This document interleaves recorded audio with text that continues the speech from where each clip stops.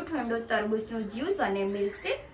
તો તરબૂચનું જ્યુસ અને મિલ્કશેક બનાવવા માટે આપણે 1 કિલો તરબૂચ લીધેલું છે, એને આપણે સમારી દઈશું અને બિયા કાઢી નાખીશું આની અંદરથી।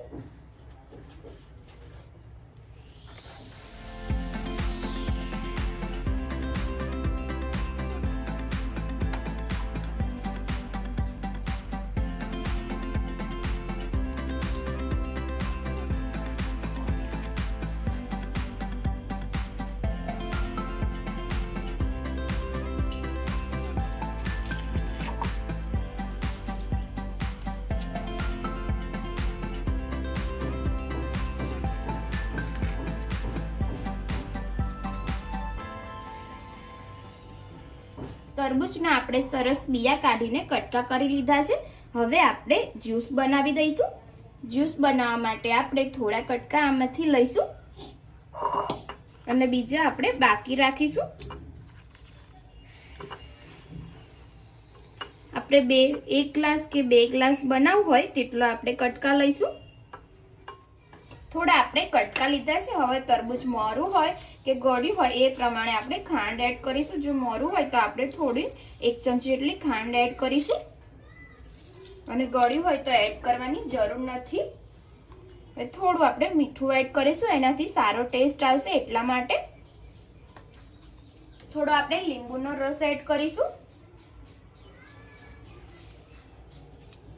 2 થી 3 ટીપા જેટલો આપણે લીંબુનો રસ એડ કરવાનો છે।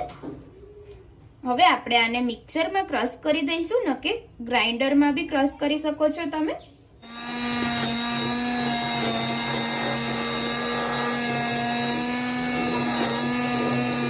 હવે આપણે આને એક ગ્લાસમાં કાઢી લઈશું।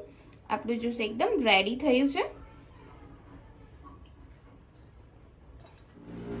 આપણે ગળણીમાં ગાળવાનું છે। ગાળીએ ત્યારે થોડું આપણે ચમચીથી આવી રીતના હલાવીને લેવાનું છે, ગ્રફ થોડો હોય એટલા માટે।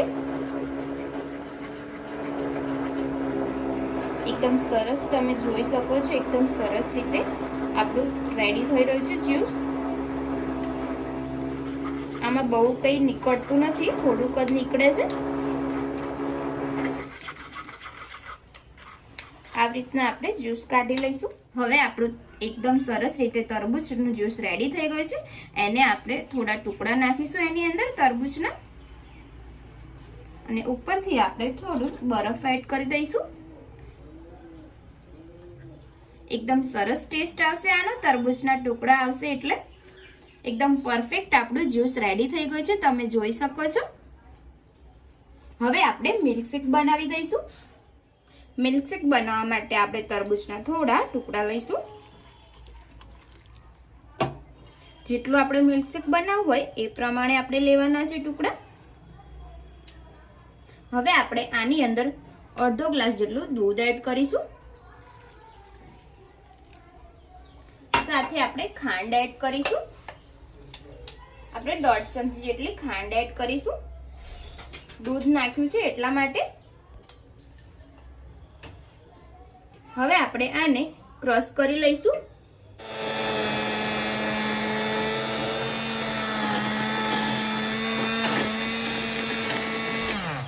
હવે આપણું મિલ્કશેક રેડી થઈ ગયું છે, આપણે એને ગ્લાસમાં કાઢી લઈશું।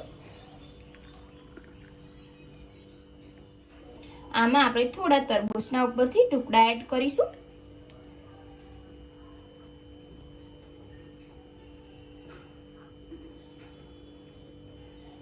એકદમ સરસ રીતે આપણું મિલ્કશેક પણ રેડી થઈ ગયું છે।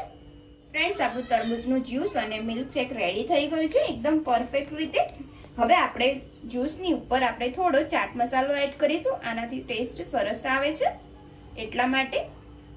એકદમ પરફેક્ટ રીતે તમે જોઈ શકો છો, એકદમ ઓછા સમયમાં આપણે બનાવ્યું છે। તમે ઘરે જરૂરથી ટ્રાય કરજો અને જો તમને મારી આજની રેસીપી પસંદ આવી હોય તો વિડીયોને લાઈક કરજો, શેર કરજો, કમેન્ટ કરજો અને ચેનલને સબસ્ક્રાઇબ કરવાનું ના ભૂલતા।